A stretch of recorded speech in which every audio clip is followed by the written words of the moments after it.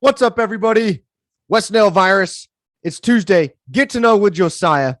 Josiah, Hi. I'm going to ask you right away. I'm not wasting any time. No time wasted. Okay. Last time we talked D&D. Hey, we're talking D&D again.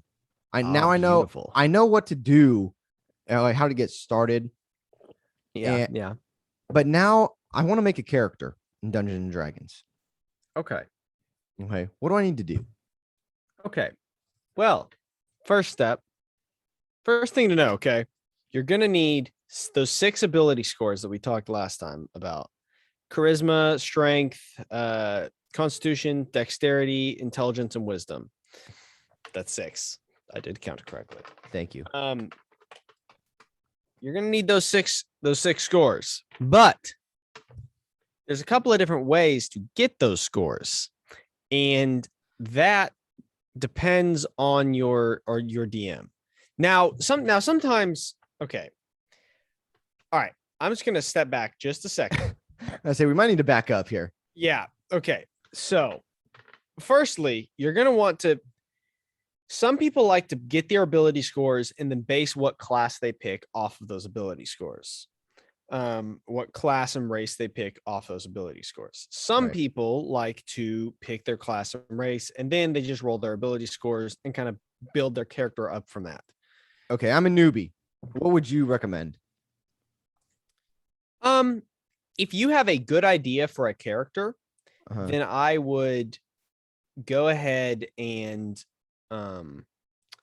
pick, like, if you have an idea of what you want your character to be, then go forward with that class and that race or whatever it is that you've got your mind set on. Then get your ability scores and then proceed from there. But if you don't, I would get your ability scores first. Now, the thing is, your dungeon master will be the one telling you how you're going to get your ability scores, because there's a couple of different ways you can do that. Now, there are a few ways that are described in the player's handbook specifically. One of them is using something called standard array, which I would have to look up. So I'll do that here in a second. But standard array gives you a set, gives you set numbers. Yeah. So standard array is 15, 14, 13, 12, 10, and 8. So it gives you a set of numbers and you get to choose where to put those? Correct. Okay. So, and you're going to want to do that based on your class and race. And obviously, sometimes people will, if they're wanting to play a kind of goofy character, sometimes they'll make a sort of suboptimal build to make sense for their character. But there is. All right. What other ways are there to build it to assign those? Yeah. So points? there's firstly, there's the standard array. Then there's something called point buy, which a lot of DMs will take these things, kind of screw with them. Like they'll take point buy and they'll say, instead of having 27 points to spend, you can have 32 or whatever. But right here, I've got in the book the ability score. So like an 8 costs 0 points. Okay, so it gives you that. Up to a 15 costs 9.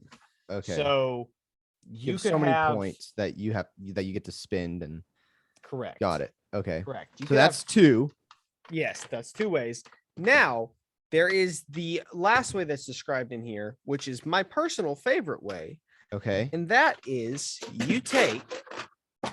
There's a lot of noises going on over there. 4 D6, 4 6-sided dice. You roll them and you take the lowest score out. So I'm going to go ahead and roll them.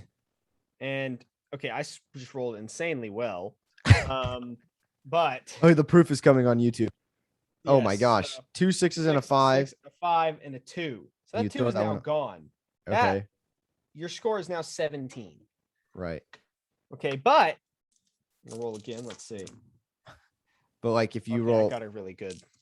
Dude, you should be making a character right now. I really should be. That was insane. I rolled a 17 and a 15.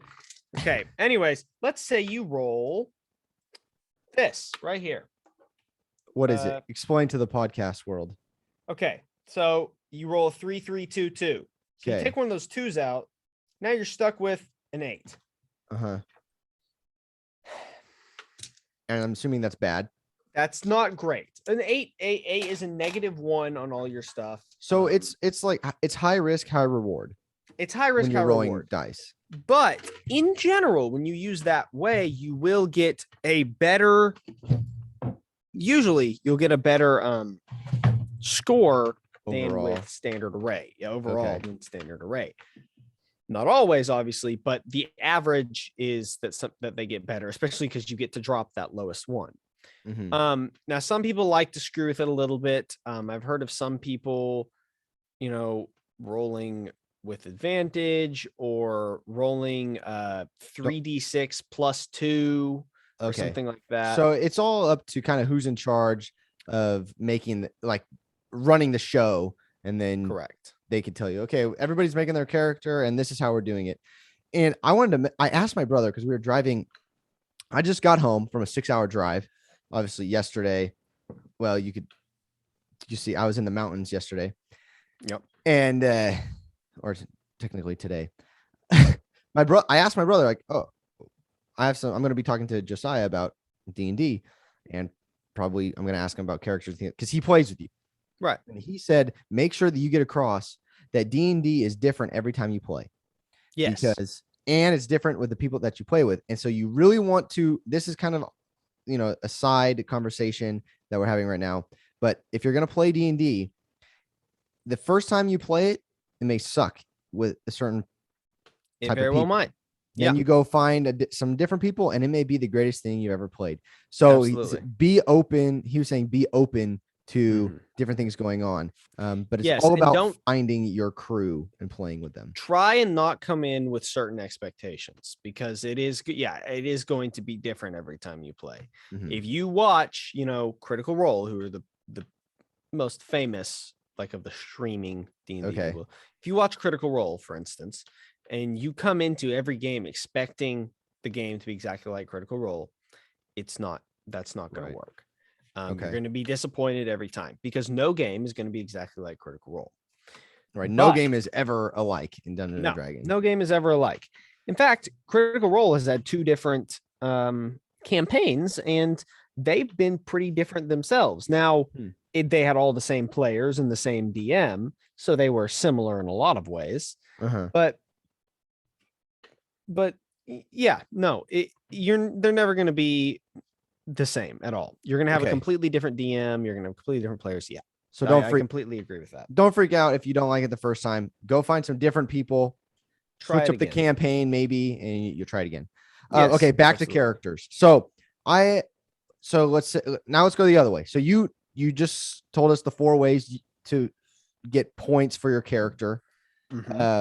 Now let's go the other way. So let's start with the races, because you talk about races and classes. Like, what can I be? I don't know what I can be right now. What can I be? Well, we'll start basic. Okay. Because there's new expansion packs kind of thing, not expansion packs, but they're expansion books that add official D&D material, and you can make new races and classes by yourself if you want to. Kind of hard to balance, to be honest with you, but you can do it all you want. But yeah, so hold on, I'm trying to grab just the basic quick list. I do know you could be an elf. I do know that. Yes, absolutely, you can. You can just be an elf if you would like. Okay, well, this will be pretty easy anyway. As far as races go, the base races from the player's handbook are as follows: a dragonborn. What is that? Well, I have no idea what dragonborn is. Okay, so a dragonborn is a dragon person, and they don't get a lot of the things that other people get. Like, they don't get dark vision. They can't see in the dark, I don't think. Actually, that might be wrong. I don't know. We could talk about each individual class later, I guess. So so we have dragonborn, which is like a dragon person. Yes. A halfling. What is which that? Is like a hobbit. Okay. We have an elf, which is an elf. It's an elf. We have a dwarf, which is a dwarf. A human. Okay. It's a human. I don't know what those are. Yep. Okay. And then there is a There's a half elf. What's that? What is a half of? Half human, half elf. Okay. There's a half elf. There's a half orc, which is half orc and half human. Okay. And then there is. Can I just be a straight orc? So yes, there is an expansion book Okay. called Volo's Guide to Monsters that added orc in as one of the monstrous races, quote unquote. Okay. But the last one in the player's handbook, I believe, if I didn't miss any, is second to last one, gnome. Oh, how fun. Gnome. Okay. Which I believe are even shorter than halflings. And then there is a tiefling, which is the last thing. What is that? Well, a tiefling is Never even heard of that. It's kind of a person who at some point in the past, their bloodline or someone in their, their ancestry was corrupted. Oh, they look like devils. Yes, they do kind of look like devils. I just looked it up. Now you don't have to be bad if you're a tiefling at all. You can absolutely be a good tiefling. Okay. It's just at some this point tiefling in the looks past, scary. I don't know if I'd ever be a tiefling. There's a tiefling for all the YouTubers. Happened. Yes. Okay. Yes, that is something in the past happened, and now you are an ugly devil. Something like that. Okay. Something like that. But yes, tieflings are actually a lot of new players like to pick tieflings. Okay, interesting. They need Jesus. Okay. Tieflings have some interesting traits, I will say. Okay. But okay, so those are the races? Yes, those are just the races. So you pick a race and a class, and those are all just the races in the player's handbook. Right, and you could pretty much make up a race. Yes, you absolutely could. Okay. They recently, or not so recently, but they added a bunch of races in an expansion called Guildmaster's Guide to Ravnica, and one of those races was a Minotaur. I was just gonna ask that. Can I be a Minotaur? So yes, you can be a Minotaur. And what are the one with a horse body? Centaurs. There is one, those? I believe it was Mythic Odysseys of Theros that added in that one, but I'm not 100% sure on that. Okay, good to know. But I can be a centaur. Yes, you can be a centaur. But you can pretty much be whatever. You can pretty much be whatever. But yeah, they're officially now part of the D&D material. But the thing is, before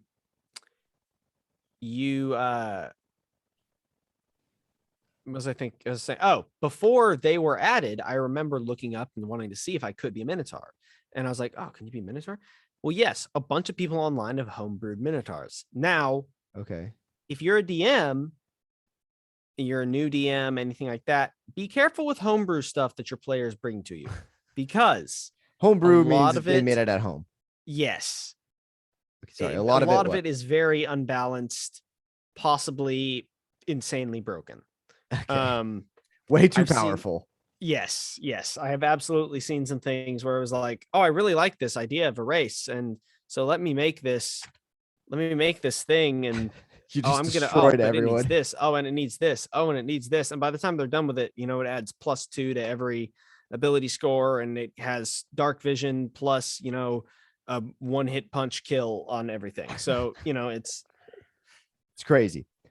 All right. So what are the classes that you could pick? So this is what I'm guessing. Like, I could be an elf, and then my class is like a bow and arrow guy or big swordsman or something like that. Right. Okay. So here, I'll read it to you in alphabetical order because they've got a nice little list for me right here. Oh, beautiful. Now there is an extra one that's there's another class that's in another book called the Artificer, which is like a kind of mechanical gun builder thing. Wow. Okay. Cool. What do we got? Have to be guns. You can kind of make it magical, but yeah. Anyways, player's handbook classes. Barbarian. Okay. Which kind of speaks for itself. Yes. A bard. Music. Yes. Music is magic, and you kind of help those around you. Bards are a pretty good class if you're a smart player. No, they're not for me. Okay. I like to have fun and kill things. There's a cleric. Healer. Yes, generally. Okay. Generally, you can build clerics in a lot of different ways, but Okay. they're definitely known as being the healers. Druid. What is that? So a druid is it's a magic user. You can build it a couple of different ways, but the main Most common class thing that druids get is something called wild shape. So you can turn into animals. Cool. Okay. Yeah. I like that. It's pretty cool. All right. And So elementals Druid actually. shapeshift. Pretty much. Yeah, exactly. A fighter. Okay. What's the difference between a fighter and a barbarian? Well, you know what? I'll read you the description that they've written here. Okay. So barbarian description, a fierce warrior of primitive background who can enter a battle rage. So yeah, they enter a battle rage, and the way that works is like rage gives different effects and stuff. And yeah, it makes you stronger, makes you do more damage. A fighter, it says a master of martial combat, skilled with a variety of weapons and armor. It's like barbarians actually don't wear armor. Barbarians, you just enter a rage and you just grab a weapon, crazy. You just hack and slash everything. You go can. Barbaric. Got it. Yeah, exactly. There's a couple of subclasses that have some more nuanced skills, but the general idea of a barbarian is kill everything. Okay. Fighter is similar, but with less rage. Mr. Miyagi. Yes, you could build a Mr. There is a samurai class, actually, subclass. Wow. There's a samurai subclass for the fighter. So what I'm getting here is that you could basically build whatever you want. Correct. Okay. Correct. The next one is a monk, which I know what that is. Yeah, so you use fists, and it's kind of based on the idea of the Shaolin monks. Okay. So like you use chi. Yep. Or ki, and I believe is what it's called in this. And yeah, and you punch people a lot. Cool. Yeah.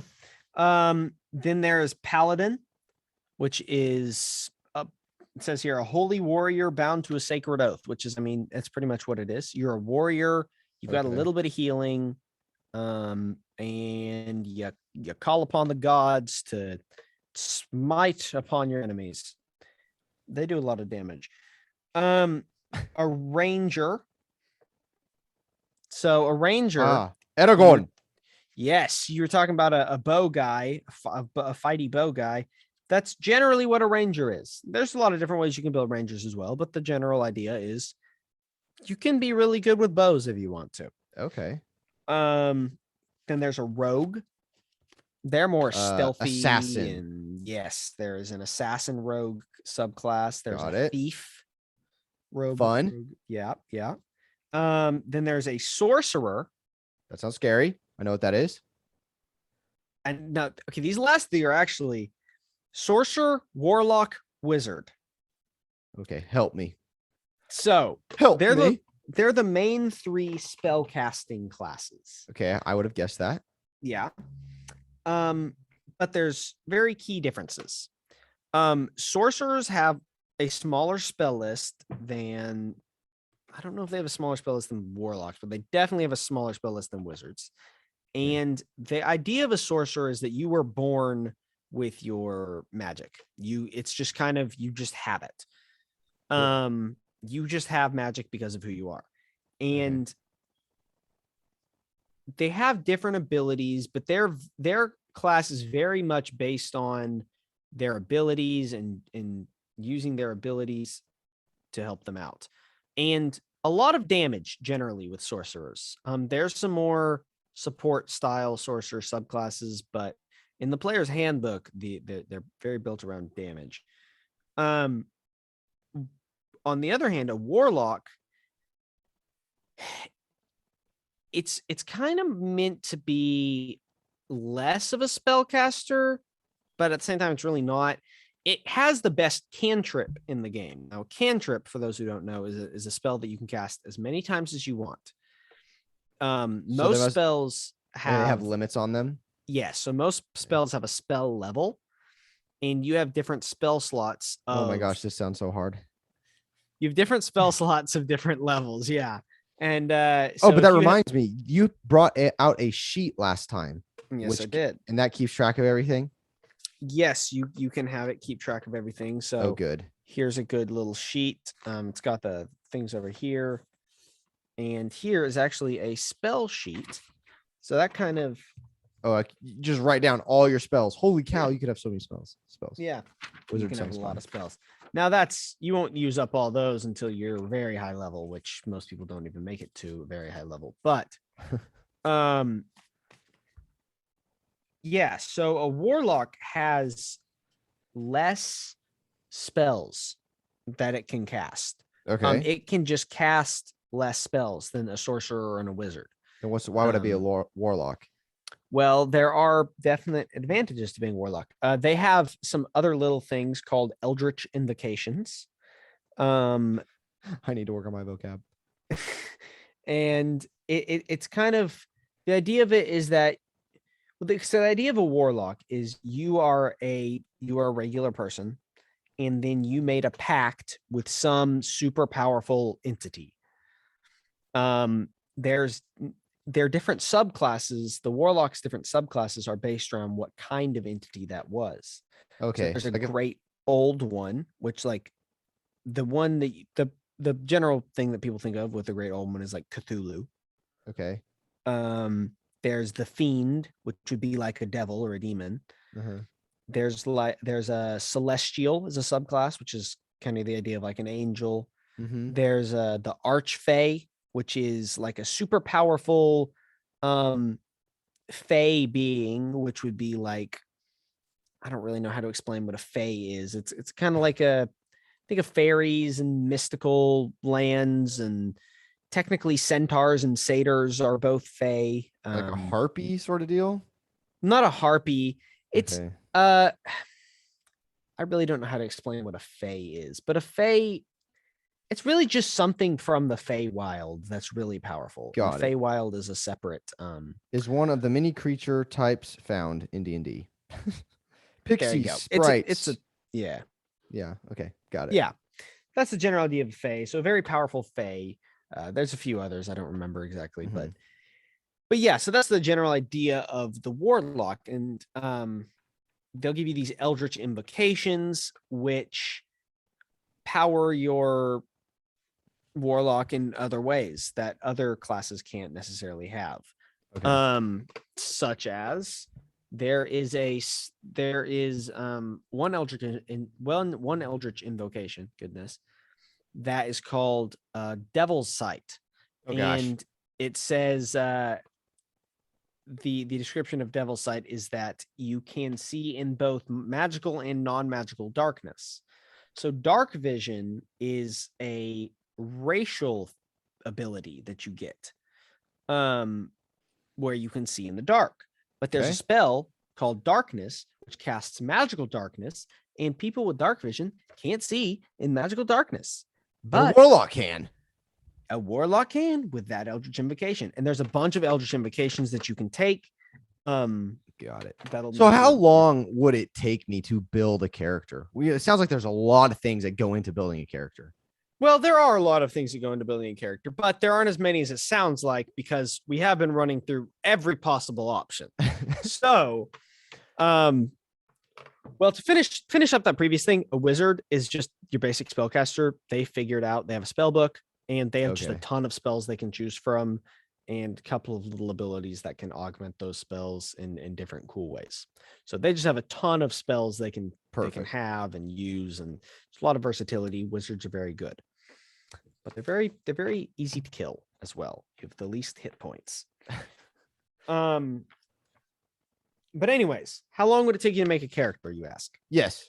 Well, I mean, it could range depending on how much time you want to spend on your character and how much of a concrete idea of your character that you have.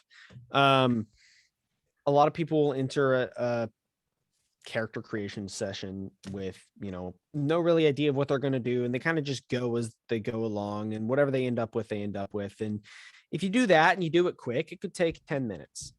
Mm-hmm. If you know generally what you're doing. Yeah. For a newbie, probably 30 minutes if you're really going in depth. Okay. Even for a newbie, if you look up a video or something like that, you could do it in 15 minutes. The basic idea of it is you pick a class, you pick a race, you write down all the stuff of the class in your race. And the book tells you. The book tells you. And as long as then that's the big one. If you got the player's handbook, make sure you're reading everything it's telling you about your class and your Not race. a sponsor. Not a sponsor, but it's about D&D. So if you've got the player's handbook, make sure you're definitely reading those little sections that it tells you. It even tells you like, hey, if you really want to be a rogue, you should probably put your highest ability score in dexterity. Oh, how nice. And things like that. So yeah, it tells you kind of a quick There's like build, tips and tricks. Exactly. It's like, if you want to build this kind of a little bit quicker, you don't want to have to look at everything and figure it out. Here you go. Should I talk to my DM? Would my DM, my dungeon master, tell me what class and race is going to be most helpful? Or would they most likely say, whatever you want? Well, it depends on the DM, but generally they would say whatever you want. They might refer you to your fellow players and say, well, hey, this guy's already chose, a druid or a cleric, or like say maybe you already have 3 clerics. Well, then you probably don't need another healer. Yeah. It's like, okay, well, everyone else has picked cleric for, some reason. Yeah. I'm going barbarian, baby. A barbarian all the way, or ranger if you want to. Yeah. Shoot them from a long way away, or wizard, give some more utility and stuff. But yeah. All right. One of the things that I hear a lot of, this is the last thing I can think of right now on characters, is I hear you guys, you and my brother, always talking about backstories to characters. Yes. Do I need a backstory to play Dungeons and Dragons? Well, this is kind of the big thing that when I talk about if you have an idea of the character you want to make. So that's what I'm talking about, is kind of if you get a cool idea for a backstory. The orphan that became super powerful. Exactly. So say, just take that's a basic one. But yeah, you were an orphan and you were living on the streets, and I met an old man who was also living on the streets, and he told me about how when he was younger, he had grown up and realized his father was, the most famous hunter in the land, and he had learned all this stuff, and like he learned how to be an amazing ranger. And so through him, I learned how to be an amazing ranger. And I have an animal companion now because he introduced me to all these dogs on this or whatever, Yeah. Rangers can get an animal companion. That's okay. I was like, whoa. Wait, it was technically anyone can if your DM is generous, but so you could just make up a story. Exactly. So you're just making up a story about your character and how he ended up where he is, the main thing is really understanding his motivations or her motivations behind why she's out adventuring. Do I have to have one? Why are they out adventuring? You don't have to necessarily, but most DMs will require it. Okay. Because that is a large part of what D&D is. Now, I will say this, you don't have to have much of a backstory. A lot of DMs are even happier with that. If you say, hey, I have a family. Their names are Bob, Sue, and then I have a sister named Jill and a brother named Jim, and that's my family. I grew up with them in the farmhouse, and then I went and joined the King's Army, and now I'm a fighter. Got it. That's your whole backstory. Your DM could very well be perfectly okay with that. Because it kind of leaves room for his interpretation to add it to the game. Exactly. Okay. And depending on your DM, you'll see more or less of that. But yeah, absolutely. I think, in my opinion, a good DM will be able to kind of work your character into the world and his backstory or into the story. And they'll kind of, I don't know, just really cement your character in in the world. So it's not a must-have, but it's a recommended. Exactly. It's a highly recommended, but it's not necessarily a must-have. Talk to your DM. He'll probably require you to have a backstory, but maybe not a very extensive one. And that's another thing, by the way, that the player's handbook gives you options for. It gives you options to, you can randomly create your entire character if you want. Your entire backstory. There's a little section here called background. Okay. No, it's backwards. No, we're not gonna have any luck seeing it. Okay. Well, anyways, there's a little section there called background, and you can pick a background out of the book. They give you a bunch of options, and it'll kind of step by step. You roll some dice, and it'll create your story for you in general. Got it. So yeah, there's a lot of help that the handbook will give you in terms of making your character. Okay, since we're talking all Dungeons and Dragons, we've kind of been talking more as a player. But if you want to be a DM, right, I want to be a DM. I've only, like I said, I've only played once, so I've created one character in my entire life, and actually it was super fun. I created a rogue gnome. Yes, and I was a trickster actually. So, anyways, you guys can do your research into that stuff. I recommend being as creative as you can when creating your character. Absolutely. But I've never been a DM though. So as a DM, if you're planning to be a DM, if I'm planning to be a DM, what do I need to tell my guys and gals about creating characters? I kind of asked those questions. You kind of mentioned it, but can you go into any more depth on that? About creating a character specifically? Yeah. Or like what is in, can you tell them what's in and where they can say, okay, I know that there's going to be a lot of these in here, so maybe we need this and that. So I would say, as a DM, what I would recommend personally, you can do whatever you want. You can tell them as much as you want or as little as you want. But what I would recommend as a DM is tell them, this is the setting we're playing in. Okay, so this is the world. Kind of give them an idea of the world that you're playing in, kind of as much as you can, what their characters would already know. Okay. It's like, obviously, if you or I were a character, we know the towns around us and things like that. We'd know the towns around us. Exactly. The terrain. Exactly. The terrain, what country we live in, the general culture, Don't leave out little tidbits like, oh, hey, everyone here hates people who use magic. So if you use magic, they're all going to kill you. Like, don't like leave that out.